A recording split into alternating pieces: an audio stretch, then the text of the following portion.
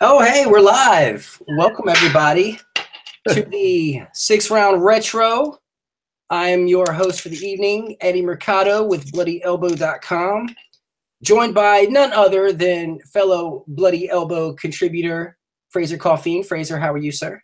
I am good, Eddie. How are you doing? Nice to see you here. Excited for the evening and chatting about this show.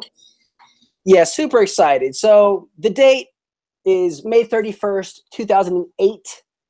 The event, Elite XC Primetime, that's Elite Extreme Combat, extreme with an X, of course, because that's kind of how that period of time went. The venue is the Prudential Center in Newark, New Jersey, and the commentators were Gus Johnson, Mauro Ranallo, and Frank Shamrock. Super, super, super, super historic event, right? This is the very first time ever that mixed martial arts was broadcasted live on network television in the United States. And I mean like network television as in you didn't need cable, you didn't need satellite. If you had a television that worked, you could plug it in and you would be able to watch on CBS. And this was huge. This has never been seen in mixed martial arts up until this point. Yeah, I mean, this is a huge thing. And I think for the youths out there, it might be a little hard to kind of wrap your head around what a big deal this was because the importance of network television kind of doesn't so much exist anymore, right? But this was CBS. This was like a huge, huge deal. In addition to that, at this time, 2008, the concept of MMA being on network television was just mind-boggling. Like, it's just not something that I think those of us who had been following the sport thought was ever going to happen, ever. The UFC was long past the dark ages here. You know, we talked last time about the Ultimate Fighter season finale, and we're past that here. We're into some heights of UFC. But the idea of MMA being on something like CBS on like a Saturday night in prime time, it's just, we sort of take it for granted now because we've got Fox shows. We got a Fox show coming up this weekend. It just was not something we expected to see at all.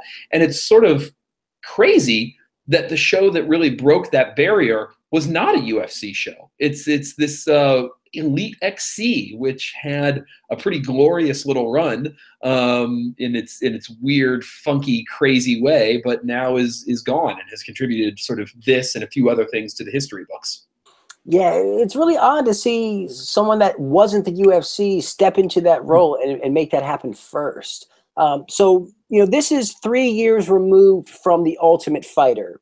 So after the Ultimate Fighter, the world kind of became more hip to MMA, it became more mainstream, right? So 3 years down the line, everyone's cashing in on mixed martial arts. Everyone's trying to get in on the action, from the sponsors to just everyone. I mean, it was really the time to capitalize. And Elite XC did that. I mean, they said, hey, we need to get on network television. And this was also a time where everyone wanted to see how mainstream mixed martial arts could actually get. Because, I mean, it was this obscure sport that's real niche and it's not for everyone. But after the Ultimate Fighter, you have all these casual fans who are now invested, and you have different promotions popping up. You have options to watch. And, I mean, it was just a really great time to be involved in mixed martial arts. I mean, whether you're a fighter, whether you're a fan, a promoter, I mean, there was a lot of money going around for mixed martial arts. A lot of people were believing in it. So much that, CBS was willing to take a shot on putting this violent sport, on their number one channel. So, I mean, it was a really big deal. It was a really big deal. And, I gotta say, Elite XC, they did a really good job. Like I feel like they really represented MMA properly. Like it wasn't a shit show.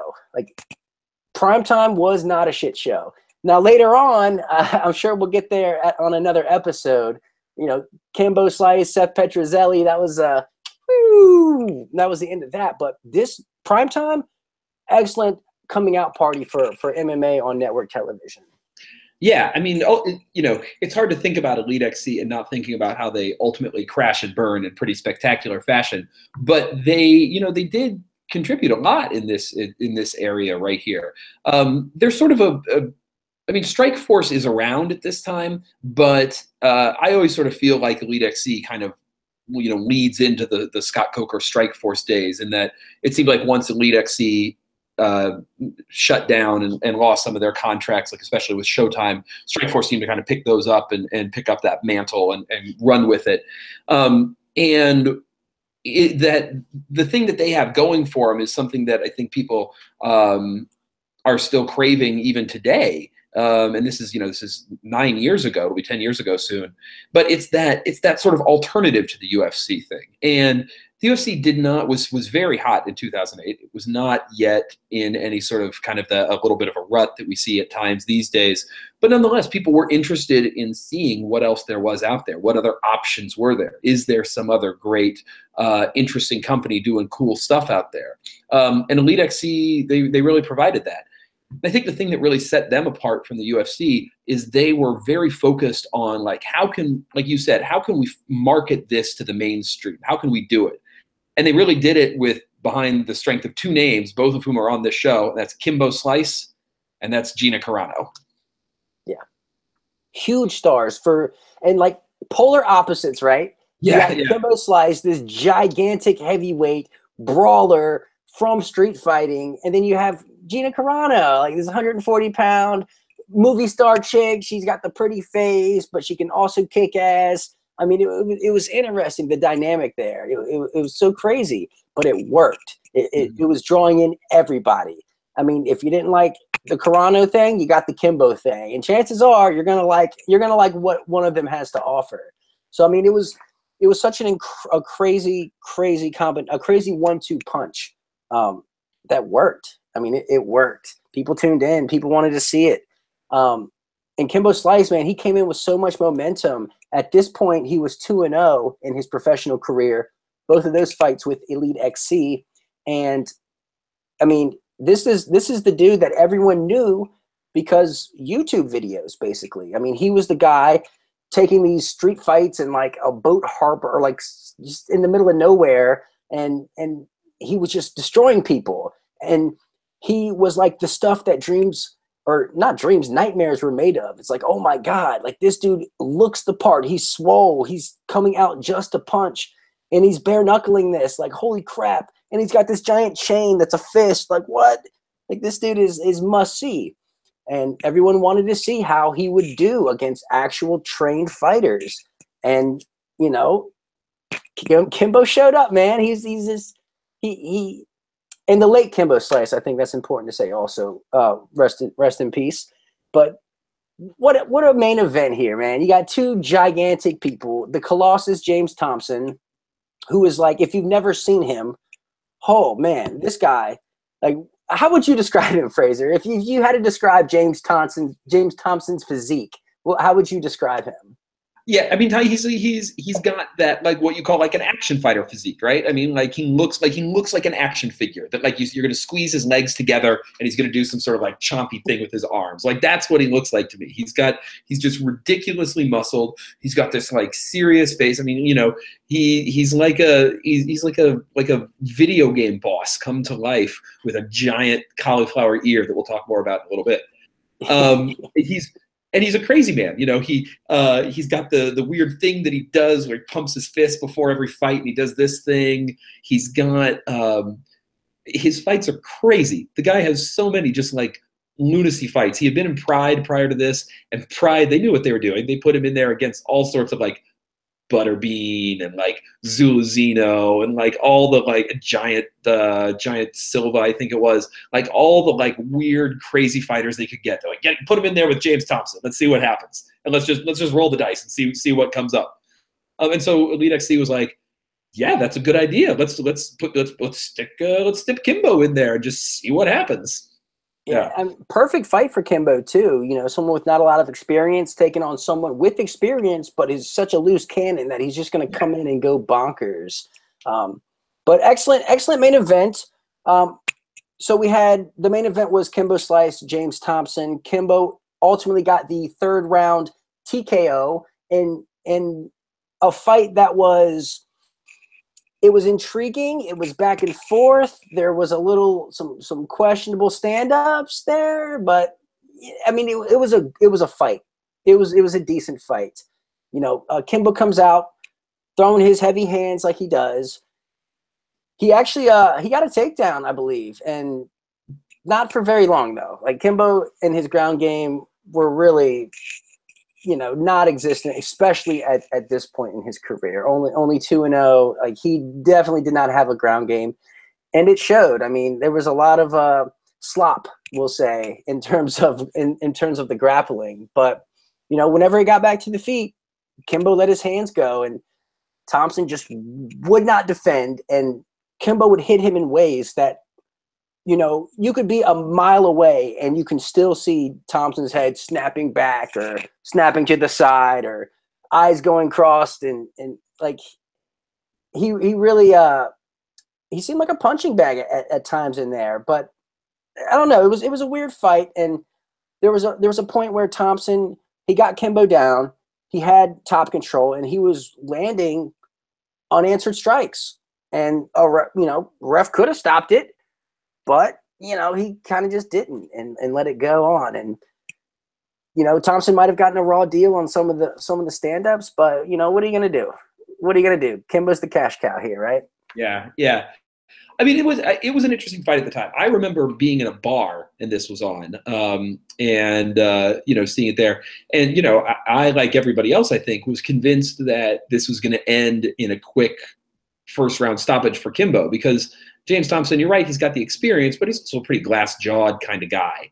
So you know, you think about, you know, Kimbo and his heavy hands, and obviously that's why they picked Thompson, thinking that he would get in there, Kimbo would land the bomb, and Kimbo would put him out. But he stayed in it, and it got really interesting because it did test Kimbo, and it did sort of, you know, demand that we learn a little bit more about what he could do. And I think what he could do was sort of stay in there, show some heart, show some dedication, not give up, which I think a lot of guys sort of expected that he might do if he was challenged. He was challenged here. He didn't give up. All that said, I think we have to be totally clear here. If you don't have any like connection to Kimbo Slice, and you've never seen this, and you weren't like watching during the era, and you're like, oh, I'm going to go back and watch this, the chances are high that you're going to watch this fight and be like, you guys, this fight sucks. And I get it. I get it. I won't yell at you if you watch this and you think it sucks. It's not super high technical skill by any means, and it is kind of slow and plodding at times. But it does have two things going for it. Number one, again, it was this fascinating, you know, sort of experience of testing Kimbo and of seeing what he could do and stuff like that. And number two, that ending, the ear. Yeah. Yeah. That ear, man. Oh my God. So for whatever reason, Thompson comes into this fight with one regular ear and then one ear that has been cauliflowered to the oomph degree. It's like, this was the most GMO'd cauliflower you have ever seen. Like, this is Monsanto level here. Like, this is the most disgusting, the most intrusive. Like, I don't know how he got cleared to fight with that thing. Like, it was literally the biggest cauliflower ear I've ever seen. So if Thompson moves his head this way, it stayed put, and then it came back. It had like a whiplash effect. Anyway, so you know, he's out there, he's doing this thing. Kimbo's landing clean on the feet. And then third round, the right hand comes and pops the ear. Blood goes everywhere. The ear's hanging off. I mean, it's gross. And everyone knows that it popped. Like, everyone was aware. Everyone was just kind of waiting to see, like, is that thing going to pop? Even the announcers are like, he might want to punch that ear. And sure enough, he punched the ear. It goes everywhere. Kimbo notices that Thompson's hurt. He swarms him with a beautiful combo, lands some really nice uppercuts. Dan Miragliotta saw enough, stepped in, called the fight. You know, it was a interesting stoppage, somewhat appropriate, I think. But there's some things to hate about this. But I'm glad they stopped the fight there. I mean, the dude's ear is about to fall off. It is gross. And then there's one replay where, you know, from a certain angle you see, you know, it's slow-mo, and after he's landed it, Thompson comes forward, and there's just like globs of like blood, and I don't know what else is inside a cauliflower, but whatever's in there, just globs of it going like blip blip. It's gross, man. And I really love Kimbo in the post-fight interview. They're talking to Gus Johnson is talking to him and says, did you think the stoppage was early, or what did you think? And Kimbo, he's pretty out of breath, he's huffing and puffing. But he says, no, it was a good stoppage because I was just going to keep punching him in that ear. Like, there you go. Yeah, I mean, he's got a plan, and that plan is to bust that ear open and keep punching until it falls off his head. And Dan Mergliotta saves Thompson from that fate. The funny thing, though, is Thompson did not believe it was a good stoppage, so he actually smacks Dan Mergliotta in the face. He smacks him in the face, like, boom. Yeah. And Mergliotta's like, don't touch my face. Your ear's about to fall off, dude. And then, Thompson kind of accepted it after that.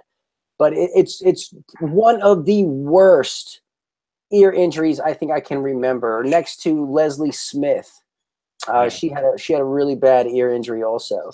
But this is Sakuraba had that heinous one too in Dream. Yeah. It was really it was Dream, or I think it was Dream. It was really nasty.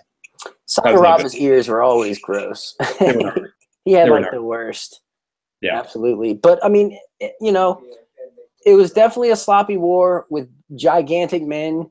It was like a tough man competition, kind of. It was tons of heart, tons of size, limited in the technique department, but a spectacle. And I think it's a decent way to end the show, and a good, it was a good fight for Kimbo. Like you said, we saw him tested. We saw him show heart that no one knew whether or not he had. We saw him take a beating on the ground. And, in that second round, I mean, Thompson had him dead to rights, and Kimbo was really slow to get back to his feet. So it was nice to see him overcome that kind of adversity. Now, of course, Kimbo went on to get knocked out by Seth Petrozelli, tainted the whole Elite XC promotion, went on to join Tough 10, went 1-1 in the UFC, ended up having a no contest with Dada 5000 that he actually won, but that fight was one of the worst fights of all time. Do not watch that ever, please. And he beat Ken Shamrock. Come on, respect. Beat Ken Shamrock. Yeah, beat Ken Shamrock too. Yeah, he did. That was a thing. That was a thing. That definitely was a thing. But yeah, man, Kimbo, what a treat Kimbo was. Like what a real treat. He passed away in June of 2016. His son, Baby Slice, actually fights for Bellator. He fights at 165-pound catchweight more often than not. But, man, Kimbo was just a real treat. Someone came from the streets.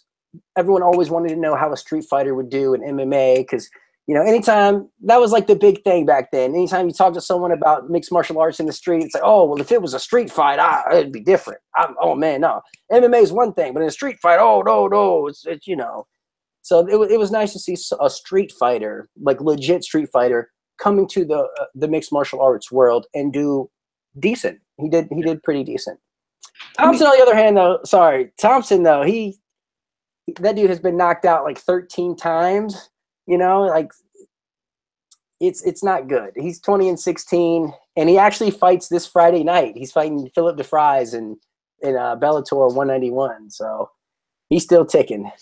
Yeah, he's still going. We'll see what happens there. But yeah, I mean, Kimbo, Kimbo's a fascinating figure. I mean, there was a 5-year gap in between his UFC run and when he came back in Bellator and fought Shamrock. And yet, despite that 5-year gap, a lot of people were talking about him coming back to Bellator. People were excited about it. It was a big deal. And there's a reason for that. I mean, I think the reason is because he had one of those just dynamic, electric personalities that drew you in as a fan and that made you want to watch. And I think one of the things that I really respect about Kimbo, and one of the reasons that I feel like I appreciate what he brought to the sport of mixed martial arts, is that despite that street fighting background and despite that kind of apparent demeanor with, like you said, the fist around on the chain and stuff like that, he was really respectful of the sport, and he was really humble in a lot of ways about what he did. I mean, to go on The Ultimate Fighter is really an interesting choice. At the end of this fight, when he's in the post fight, he talks about how, he's got a lot to learn still, and he's coming along, and he appreciated this fight, but he's learning. He was a guy who I think could have come in and sort of showed some disdain and some kind of mockery of the sport, but he did not. He trained. He Boss Rutan trained him, and he, I think he really approached it in a real kind of, in a way that showed some love for the sport. And for that, I appreciate him, and I was obviously sad to hear of his passing, and I think he was a figure that had some, there's plenty of reason to kind of look at him with some dubious eyes and what he did in MMA, but I think he's a figure who deserves respect for having come to MMA and done what he did. I think the important thing to remember is, especially with me, it's like, I'm so quick to call him a street fighter, but at the end of the day, he was a true martial artist. Like, he was a legit martial artist, like, in spirit. Yeah. He had this external persona of like, oh, he's like this, mean, kind of rough and tumble kind of guy that you don't want to bump into. But if you actually hear him talk and listen to him speak, it's like, man, like, he's a family man. You know what I mean? He's just out here trying to make a living, just trying to be a good person. Like, he wasn't what his image said he was. Exactly. And I loved it. I loved it. I absolutely loved it. So definitely, yeah. And he's definitely missed. He's something the sport lacks. Yep, I agree. So the co-main event on the evening was the middleweight title fight, Robbie Lawler versus Scott Smith, won. And unfortunately, this bout ended in the third round due to an inadvertent eye poke from Robbie Lawler to Scott Smith. Smith, he didn't watch his words when the doctor was looking at him. And although after the fact, Smith says, hey, let's go, let's do this. The doctor said, no, I'm sorry. He said he couldn't see, and they stopped the fight. Super unfortunate, because up until that point, this was a kick-ass fight. Yeah, the ending is a bummer, and they would go on to rematch at actually the second Elite XC went on CBS. They would use their rematch as the main event for that one. So it's a shame of an ending, and yeah, it's anticlimactic. But this fight is awesome. This is a great fight. And when you think about great Robbie Lawler fights, I think you think about some of his most recent UFC battles, especially that awesome, just ridiculous war with Rory McDonald that was just absolutely incredible. This fight, ending aside, if you look at just what leads up to it, this was on the path to be one of those kinds of fights. It's tremendous. There's so much good stuff about this.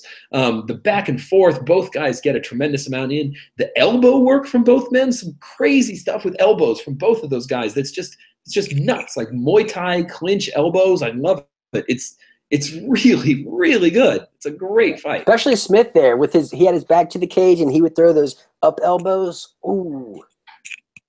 Yeah. It's great. I love this fight. I love it. And the ending does suck. It does. It is a real downer. But it does lead to this great moment that I really love, where this just an image that has stuck with me ever since I remember first watching the show, where they wave it off. The doctor decides that Smith can't continue, and Scott Smith freaks out, and he's in the middle of the cage saying, no, don't stop it. No. And he realizes it's going to be stopped and there's nothing he can do.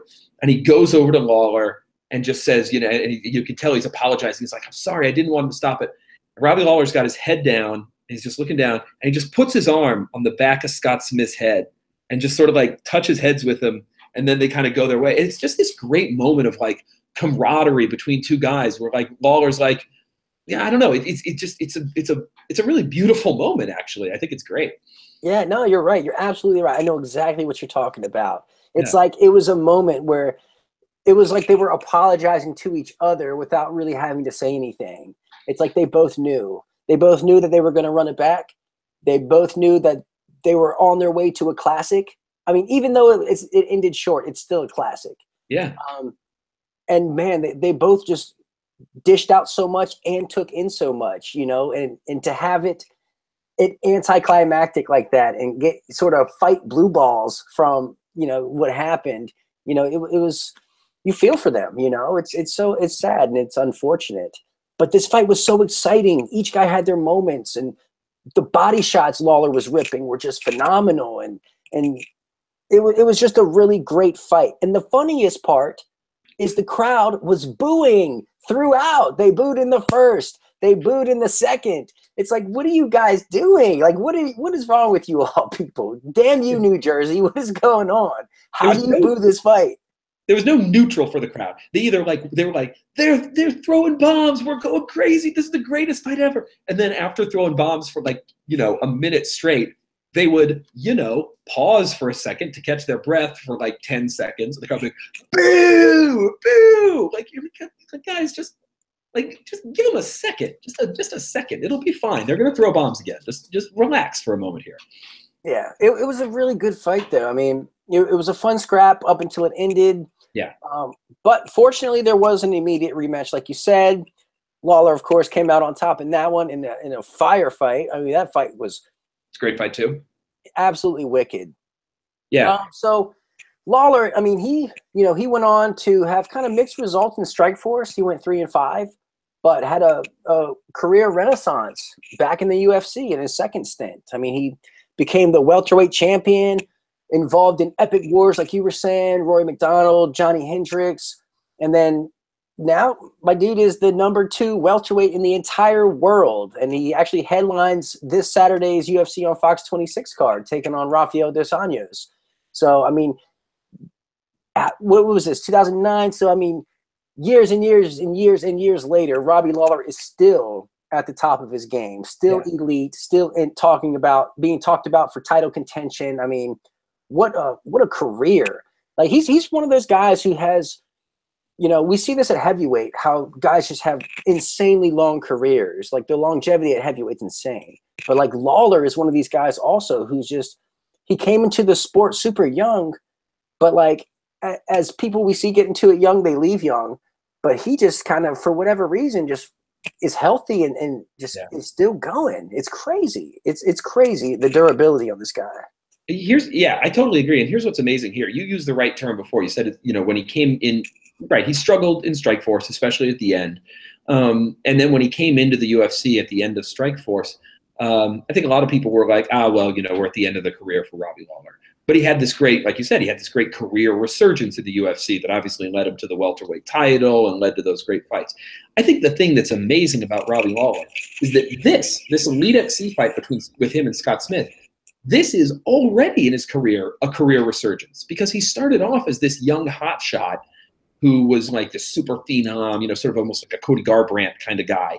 And then Nick Diaz beat him, and he suffered some other losses in the UFC, and he got cut. And it seemed like he had kind of burnt out and was this just sort of young hotshot that wasn't going to be able to sustain. And then he adjusted, he figured it out, and he came back. And this Elite XC run was really his return, I think, for a lot of fans. So this is one career. So greatness, and then burns out. And then a career resurgence, and then burns out in Strikeforce, and then another career resurgence in the UFC. So on the one hand, it's easy to say, well, he's lost the title. He's probably near the end. I don't know if I can pick him this weekend against dos Anjos. But at the same time, the dude is, brilliant. I mean, he is Mr. Renaissance. Yeah, I know. It's amazing. Amazing. Yeah, it's crazy. Scott Smith, that was kind of like his Super Bowl. That was his only title shot. He went on. He did knock out Kung Lee, but Kung Lee came right back and knocked him out. And that was basically it. He also went 3-5 in Strikeforce, and then he didn't really do too much after that. But this is a good highlight for him for sure. Yeah, I mean, Smith was. What I remember about Scott Smith is he was always just game. He just seemed like a regular guy who was just down to fight and could hit really hard. Yeah. And I will never forget his knockout of Pete Sell. That is one of the greatest come from behind knockouts you will ever see. He was hurt to the body and had one last punch in him, and he threw it at the right time, knocking Pete Sell out. That was absolutely great. It was great. Absolutely great. All right, so before that, we had women's bouts. It was a featherweight, or scheduled for featherweight, but I believe no, this was a catchweight bout of 140 pounds, because Gina Carano does not weigh in at featherweight. Actually, she's only fought at 140. She only weighed in at 145 pounds twice in her career. So for whatever reason, she is the catchweight queen. But she defeated Caitlin Young by TKO, doctor stoppage, in between rounds. And another weird thing, these rounds were only 3 minutes. Now, I don't know why. Maybe it has something to do with the catch weight, but this was 3-minute rounds. So, it was all women's fights were 3 rounds back, were 3 minutes back then. Why? Don't know. But they were 3-minute women's fights for a little while. Around the time that Carano fought Cyborg, they upped it to 5 minutes. But it was 3-minute rounds for women fights for a while. Okay. Yeah. Well, at this point, Gina Carano was the face of women's mixed martial arts. I mean, she's getting movie deals and, she's doing TV. She is in the public eye. Like she was Ronda Rousey before Ronda Rousey was Ronda Rousey. Mm-hmm. Like she paved the way for Ronda even. And she even fought Cyborg. So Gina Carano is one of the true pioneers of mixed martial arts. So this was a treat. This was getting to see her in action here. I mean, she came to bang. She came to throw it out. She came rocking these insanely large, like, what would you call them? Not boxer shorts, but just like these insanely huge board short looking things that were just like 7 times too big for her. Like looking back, it looks so goofy. And like at the time I didn't even realize it. So I mean, maybe it was just a sign of the times, but she looked goofy out there in the attire. But her striking wasn't goofy. She was letting her hands go, letting her teep kicks go. Even on the ground, she locked up a go-go plata at one time, which is a pretty advanced move. So I mean, this was a fun fight. They stood in front of each other. They let their hands go, and Carano just ended up getting the better. Young was it seemed like a little too much for her, but it was a fun fight. Ended up with the doctor stopping it after the second round, but it was a decent fight. Yeah, it was, and I think Gina Carano is somebody who unfortunately is probably going to end up on the wrong side of the history books. I feel like that's already started to happen. Probably because when she stepped away from MMA, she really stepped away from MMA. I mean, she's been gone completely from the sport for years, and she was never part of the Zuffa machine, and that never really works out well for people. It's because Zuffa writes the history books, and so with her not being there, I feel like there's kind of been some, there was always a little bit of anti-Carano stuff going on, a feeling that she was kind of the pretty girl, that she didn't really have the skills to back it up, that she was protected, all that kind of stuff. And I feel like that sort of only intensified over the years. But I will go to bat for Gina Carano any day of the week because I think she was somebody who you cannot deny her importance from a sort of draw aspect. She's literally the first woman, in the U.S. to draw at all in MMA. It's a huge deal. She did have skills, more skills than I think people give her credit for. Her like you mentioned it, her teep is awesome. She's got she uses it so well. I love how she uses it like a jab, just throwing it out. It's really cool. And she did ultimately sort of flame out when she met Cyborg. She took that fight. She fought Cyborg. I think a lot of people wouldn't have. A lot of people in her position would have said, no, I'm not. No, that's not going to happen. She took it, and it ended her career. But she got in there and she fought that fight, and she gave it her all against Cyborg. So my hat's off to Gina Carano. I think she deserves a lot of respect, and is a worthy, important part of history and a huge part of women's MMA history. Huge. Yeah, absolutely. Anyone who fights Cyborg gets my respect. Ronda Rousey straight up would not fight her, period. End of story. She would not fight her. And it just goes to show that, hey, Carano had balls, Yeah. Say what you will about the pretty face. Yeah, sure.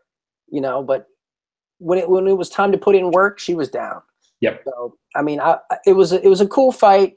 Good to see Carano. Good to remember Gina Carano for who she is, for what she did for the sport, for being such a pioneer. And she's still doing movies. So, it's nice to see that she cashed in on the popularity, on the success. She transitioned from a mixed martial artist to an actress. Yeah. How many people have successfully done that? Like, okay, some people might go do a movie here, a movie there. But like she's still making movies. Like I'll watch a movie and I'll see her in it, and I'm like, oh shit, that's Gina Carano. Look at Gina, and then no one knows who I'm talking about, and I'm like, oh, never mind. But you know, it was cool to see her. Like if she's gonna bail on MMA, you know, it's good to see that she's still doing well, at least. You know. Yep. Agreed. Young, on the other hand, though, man, that was her Super Bowl. That was the biggest fight for her, at least. She went on to pick up a really weird 0-4-1 record in Invicta, and then she ultimately just retired after that. So this was the biggest fight for her. Yeah, she's one of those, you know, Caitlin Young's one of those like super early MMA folks, women's MMA folks. You know, there's, you know, she was, you know, she had her moments. She has a win over Miesha Tate super early in Tate's career. She's got a win over Julie Kedzie. Those are impressive. So, you know, she's got a spot. She's not a can by any means, but you know, she's just one of those women from the very early days, a sort of pioneer of the sport who, you know, as the sport evolved, just wasn't quite able to evolve with it. Yeah. Well, before that, we had Joey Villasenor defeated Phil Baroni by TKO at 1 minute and 11 seconds into the first round. This was a middleweight fight. So Baroni comes out, you know, he's looking good, looking like, oh, the New York badass is going to throw his hands. Like, here it comes. He catches a kick, gets a takedown, decides, you know what, I don't want to be on the ground. Let's Villasenor back up. And, yeah, Villasenor, I think he, like, locks up a guillotine choke. It didn't work out. And then he bails on it and then just was like, you know what, this is Phil Baroni. Let me just flurry on him and put him away. And that's exactly what happened. Villasenor just let his hands go, and classic Phil Baroni shelled up and you know, got taken out. What are you gonna do? Yeah, there's not much to this fight. There's really not much to say. I think the highlight of the fight is actually Baroni's walkout, where he's got his sort of, you know, his awesome kind of boxing style robe on, he's strutting and doing his Baroni thing, and it did make me be like, no, I miss the Baronis of the world, because you know, you don't have as many of those kind of real strutting dudes around. But it was pretty fun. And Phil Baroni is, you know, he's fascinating. He sort of really hung his career on those series of fights with those pair of fights with Evan Tanner, both of which he lost, and somehow or other has sort of managed to, like, over the years, really portray, like, you know, what an important, like, you know, Phil Baroni. He's like, you know, you think of him and you're like, yeah, he's like a champ. He's like a contender. No, he's not. He went 50. His MMA record is 15-18. He was never, you know, that kind of like, you know, almost champ sort of dude. But he had a big personality, and you know, he was marketable, and so he was fun to put in there. But yeah, Villasenor throws down, takes him out with relative ease. Yeah, after this, Baroni fell to 10-10 in his mixed martial arts career, and it's nuts too, because Baroni, you know, the first fight I saw of Phil Baroni was when he just absolutely ran through Dave Manet in 18 seconds. I mean, it was UFC 39, the bell rings, he comes out and he just throws fists of fury nonstop, one after the other, catches Manet up against the cage and, like, used his face as a speed bag. And it was, oh man, it was like eye-opening. I was like, oh my gosh, there are people in this world that can do that? Like, what? It blew my mind. And then he loses 4 straight in the UFC, and he actually did well in Pride. He went 4-2 in Pride, talking so much shit. Like, no one talked as much, and I don't mean like friendly. Like, this isn't competitive banter. Like, he says some racist ass shit sometimes. Like, just stuff you're just like, man, I cannot believe he's saying this, and like, I can't believe he's saying this on the air. Like, he would commentate for Pride and just say the most racist, derogatory remarks. And, like, no one batted an eye. They're like, oh, it's just Phil being Phil. And it's like, Phil Baroni today, if he was talking like that, would get ostracized to no end. Like, yeah. It was crazy. It was crazy. He's a weird figure for sure. Villasenor, though, that was he went on to fight some pretty big names like Jacare, Chris Camozzi, Cyborg Santos. And a little interesting note here, he at this time he was dating Holly Holm, who fights Cyborg, the other Cyborg, the female Cyborg, December 30th, UFC 219 coming up. So, you know, this is like 6 degrees of separation here for MMA. You know, it's like everyone knows a little bit of everybody. There's just connections all over the place here. Your ability to tie it all back together is truly amazing. I love it. So, all right. Before that, kicking off the main card, we had Brett the Grim Rogers knocking out John Murphy in 1 minute and 1 second into the first round. Heavyweight bout. Brett Rogers, of course, this gigantic beast. I mean, he comes out and he does exactly what Brett Rogers does, and that is maul anyone who stands in front of him. So that's exactly what happened here. Murphy stood in front of him and got clipped, and then that was pretty much it. That was a wrap. Yeah, you know, Brett Rogers, yeah, I mean, he comes in, he throws big fists, he's a big, powerful dude. This was, you know, in really sort of a big run for him. He'd win this fight, he'd go on to win one more, and then after that, knock out Andrei Arlovsky, and then get his shot at Fedor, which he lost, but, you know, acquitted himself decently well against Fedor. And then sort of it all, you know, it never really got back on track for him after that point. Largely due to some personal problems outside the cage. But yeah, I mean, he was just a your sort of classic big old heavyweight power punching dude here. And, you know, as such, he does what it's expected of him. He comes in there, throws that shot, puts the guy down. Yeah, it was, you know, he moved to 7-0. Like you said, went on to fight Fedor in Strikeforce for the belt. That was his Super Bowl. He ended up getting knocked out. Kind of had a history of losing to the elite people. Also got knocked out by Alistair Overeem right after that Fedor fight. And man, he's had a grim future. Like Brett Rogers, I hope he's doing well, but he's not doing good. He was charged with sexual misconduct, from allegations from 3 different dudes. Like, he pled guilty to a felony count of 3rd-degree assault, with his girlfriend or his wife or something like that, allegedly. I don't know. It's just, this is not a story that ends well, you know, at least up until this point. So, you know, my heart goes out to Brett Rogers, you know, from someone who was on top of the world to someone who's not doing well at all right now. It's kind of depressing. But, I mean, maybe that has something to do with brain damage. I don't know. You know, maybe this is a CTE case. I'm not sure, but I really hope he's okay and gets the help he needs. Yeah, it's ugly. I mean, his outside of the ring stuff is really, it's you know, it's bad. It's not pleasant stuff by any means. It's really him, you know, treating other people outside of the cage in a really unappealing way. So, yeah. Right. Well, so let's move on to the prelims here. So we'll start off with Chris Ligori. How do you want to say this one here? Ligori, let's go with that. How about it? Ligori. Okay, Chris Ligori defeated Jim Bova by TKO. It was a cut at 4 minutes 31 seconds of the first round. This was a catch weight bout of 160 pounds.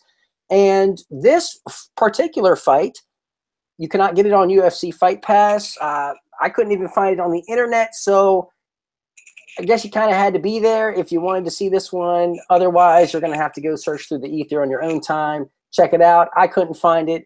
I don't have time to look for it anymore. Fraser, I don't think you can find this one either, right? Nope. If somebody out there finds it, post it in the comments. We'd be happy to watch it. Beautiful. There you go. Well, before that, we had Carlton Hasselrig defeated Carlos Moreno by TKO corner stoppage. 5 minutes of round 1, meaning he didn't answer the bell to the second round, basically. So Hasselrig comes in. He was an all-pro lineman for the Pittsburgh Steelers. He was an all-American wrestler at the University of Pittsburgh. So he had some chops coming into this. And, I mean, he basically seemed like he was a wrestler and a big guy, and that was about it. and his opponent could throw his hands, but really had nothing else to offer up. Yeah, I mean, this is an ugly fight. Hasselring's your football player trying to see what he can do.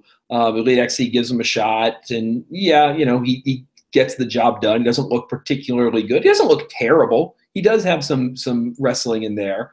No, he does look pretty terrible. It's not good. It's not a good performance. He has I think the weirdest thing in this fight is he does this weird thing for like a long time where he he's got, it's a classic wrestling position where Moreno, the opponent, is down and on all fours, and Hassel like puts his knee on the back of Moreno's knee and then just pulls his leg up, almost like he's I don't know, like it could maybe end up as a calf slicer if you knew what you were doing, but he just sort of pulls his leg and nothing comes of it, and he just holds it for a long time. Yeah, you could tell he didn't have any submission holds, or he didn't. No, but he figured if I pull this leg hard enough, something's going to happen. It won't. Nothing happens. And yet, nonetheless, despite not a whole lot happening, Moreno cannot go into the second round. He quits on the stool between rounds 1 and 2, and that was actually Moreno's final fight of his career. So that was the ignominious end of the line for him. Though not as ignominious an end of the line as somebody we're going to talk about in a minute. Fun little note here: Hasselrig came out with Mark Coleman in his corner, so that was kind of cool. And his last bout was against Sean Jordan, who we saw in the UFC and now in the PFL, I believe, if that's where he's at, something like that. Some World Series of Fighting somewhere. He's somewhere floating around there. Yeah. All right, so before this, the infamous butt scoot disqualification. Matt Makowski defeated Nick Serra by disqualification, referee stoppage, due to Serra's refusal to get up off of his butt. This happened at 3 minutes and 57 seconds into round 2. WTF? It was crazy. It's ridiculous. So if you've never seen this, it is really amazing. It literally says DQ, refusal to get up from butt scoot. That's what, it's amazing. Serra's a BJJ guy. And Makowski's a striker, so Serra really wants to get this fight to the ground. And he's just desperate to do it. And as we get deeper and as he's getting more and more beat up on the feet, he gets more desperate. And then there's this point where he kind of tries to jump guard, but he doesn't even come remotely close to landing the jump. So he basically just sort of jumps in the air and then lands on his butt. Referee tells him to stand up. He takes a minute, so the referee gives him a stern warning, like a very clear official warning. Does manage to get him to his feet. Serra throws like this weird leg kick and just flops back again. And the ref immediately tells him to stand up. He doesn't do it. Takes a point away. Tells him to get back up. He doesn't do it. Says you got one more chance to get up or I'm disqualifying you. Doesn't do it. Disqualification. I will say, it's Kevin Mulhall is the ref here, and I will say my hat is off to Kevin Mulhall, because this is a weird situation with a fighter acting in a weird way that you're not expecting to, and he does not hesitate. He handles this very well. He gives the warning. He takes the point. He gives him one. He tells him, get up or you're disqualified. He doesn't get up. He's disqualified. He takes charge of the situation and he handles it in a really good way. So props to Mulhall for handling a really weird thing. I think it's safe to say he's the one that won this fight, actually. The referee did. Yes. But what's crazy is Serra actually had a really good first round. Like, he was able to get the fight to the ground. He had several submission attempts. He just kind of showed up with one round. So come round 2, he was basically just a sitting duck. And those flops were really bad, like you were saying. Like, it wasn't even it's the worst acting I've ever seen. Like, we've watched soccer, we've watched basketball, we've seen some pretty bad flops. This is by far the worst flop I've ever seen, and I'm glad he got disqualified. The first and last time I ever saw anyone get disqualified from not getting up from a butt scoot.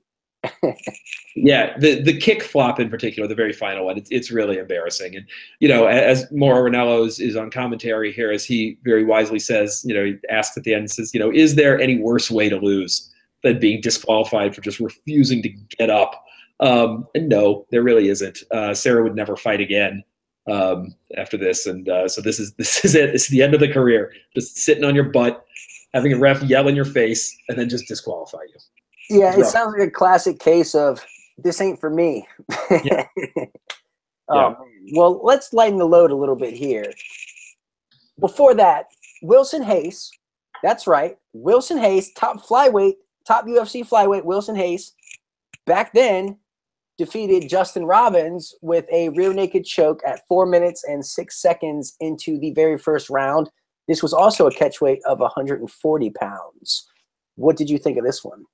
super fun ground scrambles, you know? I mean, this was Hayes being a, you know, the crazy submission guy that he is. And this was, you know, this was just sort of a quick round of two dudes scrambling around on the ground and Hayes just throwing out submission attempt after submission attempt. It was, you know, Robbins didn't have a tremendous amount to offer, but he survived. He kept, you know, he had some good defense.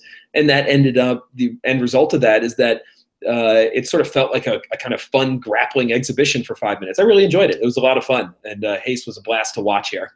Yeah, it was really awesome. And the craziest part was Robbins is the one who closed the distance to begin with. Yeah. Like, oh, if only he knew what we know now, I don't think he would have opted to go that route. But man, Hayes, man, he looked phenomenal. Once he got the fight to the ground, I mean, he had his way. But credit to Robbins. I mean, he hung tough and escaped some really tight submissions. He was in a full-on armbar, full-on triangle, managed to escape those. But I mean, once Hayes knew his path to victory, it was so calculated, and he was just a step ahead the entire time. And I mean, ultimately took the back, got the rear naked choke, and it was beautiful. He moved to 4-0 after that, and turned out to be pretty damn special. He's number 6 in the world right now at 125. So I mean, he ended up becoming something really, really special that probably at the time no one thought he would amount to what he is now. So. Yeah, that armbar escape in particular is nuts. I mean, it's very surprising that Robbins got out of that. But yeah, I mean, you know, you're right. Hayes he's special, and you can see that here. I love the way that in this fight he just transitions from one attempt to the other. And again, like you said, Robbins does a good job getting out of him, but it doesn't matter because as soon as he manages to get himself out of that armbar, and as soon as he manages to get himself out of that triangle, there he is moving to transition to the back. And as soon like he's just constantly saying, okay, fine, I didn't get that one. I'll go for the next one. I'll go for the next one. And there's only so long that you can survive that just constant onslaught.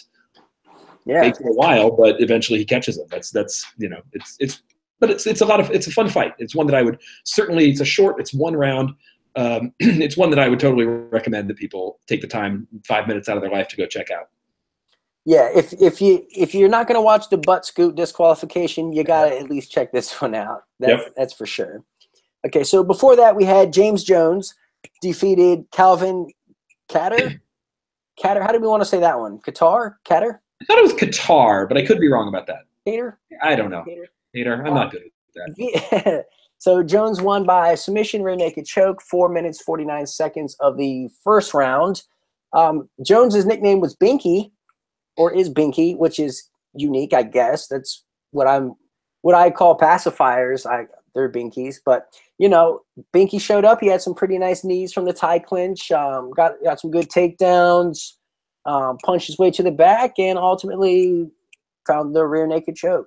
He was kind of all over Kattar here. It's kind of a one-sided schlacking. Yeah, I mean, you could see he clearly had the submission, the ground grappling advantage here. There was no doubt about that, and he used that grappling advantage well and was able to take the back and get the things done. It's kind of interesting. I think the most interesting thing looking back here is that, you know, Jones at this point was a bit older. He was kind of getting near the end of his career. But it's interesting that when you look at these two dudes, the Kattar is still in the UFC and has a UFC fight coming up. Which is a surprise to me, you know, if you just watch this fight to be like, oh yeah, it is that Kattar for those fans, the one who he's got to win over Andre Fili. He's got a fight coming up. Yeah, it's definitely crazy. So in this fight here against Binky, Kattar was 20 years old. Yeah. So, you know, this was a really long time ago, and now he's 17-2 facing Shane Burgos at UFC 220 come January 20th. So it's so crazy to like go back in time, see him get absolutely ran through by like someone that was like 38 or 39 at the time. And then now, you know, Kattar has stuck with it and come this far. And now he's on a pretty big, he's on a pay-per-view card. Yeah. You know? So it's mind blowing to see these guys that like you forgot about or didn't even hit your radar. And then, you know, you do a little research on him and it's like, oh shit, this guy's still relevant. Like what? Speaking of still relevant, well, maybe not relevant. That's probably not the right word. But Binky's 48 years old now, and he actually just won back in October by submission. He pulled off a rear naked choke, so he's still fighting. You know, maybe there'll be a rematch or something. The world demands at UFC Jones versus Cater 2. Everybody's craving it. Binky Cater 2. That's the real money fight. Oh man. Okay, so before that we had Zach Makovsky, fun size, which everyone's familiar with from the UFC. He defeated Andre Soares by unanimous decision, 29-28, 29-26, 29-26. This was a bantamweight bout. But again, unless you were there, you know, good luck trying to find this one. It's on the dark web. So if you can go navigate the ether, find that link, throw it in the comments, and we can all watch together. Otherwise, you had to be there. And that's a shame because A, it's Zach Makovsky, and I would have liked to see him, and B, 29-26 is a weird score, and it came up twice. So it's especially weird for back then. It's really weird. There weren't a lot of 10-8s. So Soares won one round and then lost 2 rounds 10-8, according to 2 judges. That's weird. That's really weird. Yeah, I'm definitely curious about that. Yeah.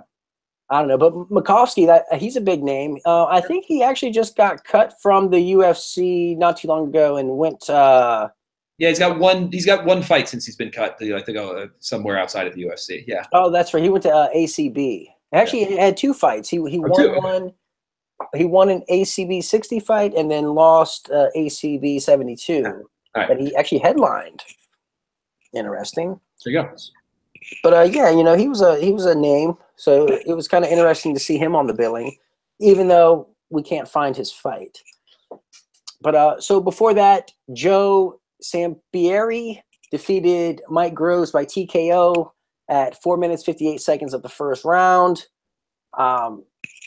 Again, this is a dark bout. If you can find the link, hook us up. Otherwise, I don't know what to tell you. You had to be there. There you go. All right, and that's the card. I mean, all in all, you know, pretty exciting. We had a lot of finishes. We had a no contest. We had Kimbo Slice exploding somebody's ear, which, you know, super gnarly. We had Gina Carano being the pioneer that she was, coming up, getting a TKO by Dr. Stoppage. Robbie Lawler, Scott Smith, one of the greatest fights you will ever see that didn't finish, that people booed. This is probably the most exciting fight that people booed. Like I can't recall a more exciting fight that people actually booed in multiple rounds. Yeah, I think that fight is my biggest takeaway from this. If there's any, you know, if you're watching this show and you've never seen anything from this, and you want to watch, you know, anything off of this card, Lawler Smith is the one. Go and check that out. It's really good. You'll enjoy it. Yeah, that's definitely the fight of the night, which is crazy because it ended in a no contest. Yeah, we didn't even get a whole fight, and it was still a fight of the night. Yeah, that's so awesome. We had Joey Villasenor defeated Phil Baroni. Nothing special there, and Brett Rogers scoring a knockout when he was young in his career and still undefeated. So, I mean, Elite XC Primetime, they showed up for network television. They didn't embarrass mixed martial arts. You know, they got it right. You know, they got it right. So for just the sport's first go at the mainstream vein, I think they hit a home run here. Yeah. Oh, one quick full fun fact. Oh, yeah. Rogers came out with Busta Rhymes. I forgot about that. I was excited to bring that up too. I was really excited when that happened. I was like, oh, Busta Rhymes. This is awesome. Yeah, I enjoyed that quite a bit. That was rock solid. It was a nice production. The production value was there. I mean, they had cheerleaders out there. Like, what? What are you going to see? You never see cheerleaders at MMA events. At pyro. Yeah, it was a spectacle. It was a spectacle, and you know, kudos to them for putting it all together. Even though the promotion crashed and burned, you know, they at least will go down in the history books as being the first promotion to put on for network television in the U.S. And no one can ever take that away from them. So, Yeah. you know, kudos to them. It was cool. It was cool. You got any final thoughts on the card as a whole? No, I mean, it's fun, you know. Elite XC is fun. It's a fun promotion, and this was a fun card. It's just entertaining. I think the Bellator under Scott Coker is sort of the, you know, today's sort of spiritual child of Elite XC, where it's just out there sort of being like, you know, Chael Sonnen versus Rampage, sure, let's do it. Why not? Let's see what happens.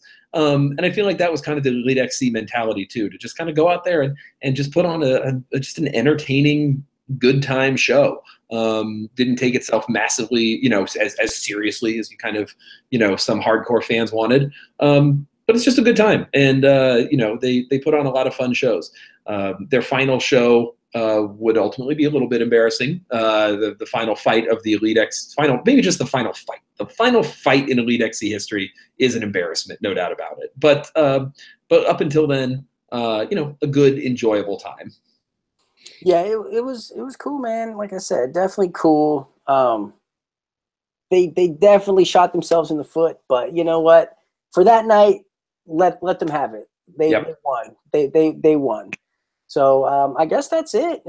Join us next time. Next Monday, we're actually going to have Pride 33, which, you know, this is when Pride comes to Las Vegas. It is, a lot of people say, the death of Pride. It was their last big show. They actually did another Pride after, but didn't have the star power that this one had. So that is going to be you got to tune in for that one. You definitely have to tune in for that one. Well, I guess, yeah, that's it. Fraser, thank you so much for joining me. This was fun, man. This was definitely fun looking back. This was a good one to revisit. And, yep, looking forward to Pride 33. And, you know, if anybody else out there, if you're watching and you're enjoying these shows and you got a show that you want us to do, hit us up. Let us know. We would love to hear it. Yeah, absolutely. Absolutely. Well, you can find Fraser on Twitter at FCoffeen, right? Yep. You can find me on Twitter at the Eddie Mercado. You can find us both over at bloodyelbow.com. If you like this show, please give us a thumbs up. That's the like down there. Comment. Tell us what you think of the show. Tell us about your favorite fights. If you find those dark bouts, let us know. Please put them in the comments. We will be forever grateful. Also, stay tuned for all our regular shows, all our vivisections, Care Don't Care, If I Did It, the whole shebang. So Saturday, there's a UFC on Fox 26 that will be headlined by Robbie Lawler. He's taking on Rafael dos Anjos. James Thompson is fighting in Bellator on Friday. Why? I don't know, but he is. So if you want to go see him, go check that out. And I guess we will see you guys next Monday.